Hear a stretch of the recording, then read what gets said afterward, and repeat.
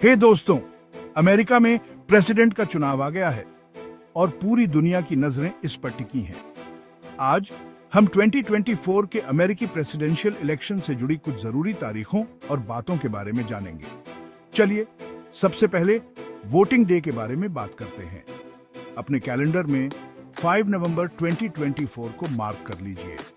इस दिन लाखों अमेरिकी वोट डालने जाएंगे और अमेरिका के अगले प्रेसिडेंट को चुनेंगे।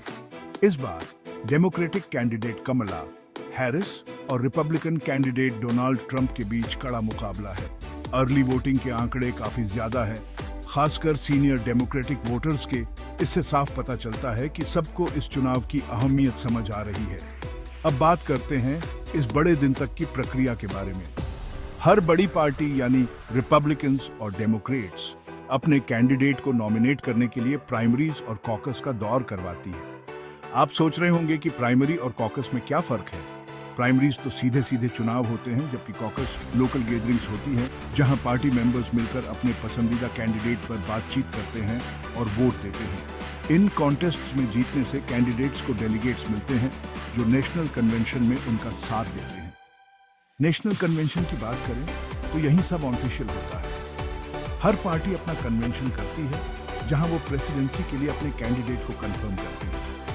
ये एक बड़ा इवेंट होता है, ढेर सारी स्पीचेस, सेलिब्रेशंस और बेशक फाइनल नॉमिनेशन के साथ। लेकिन प्रेसिडेंट को चुना कैसे जाता है? ये होता है इलेक्टोरल कॉलेज नाम के सिस्टम से। ये एक इनडायरेक्ट सिस्टम है जहां वोटर्स अपने बैलेट्स इलेक्टर्स के लिए डालते हैं जो फिर प्रेसिडेंट को वोट देते हैं।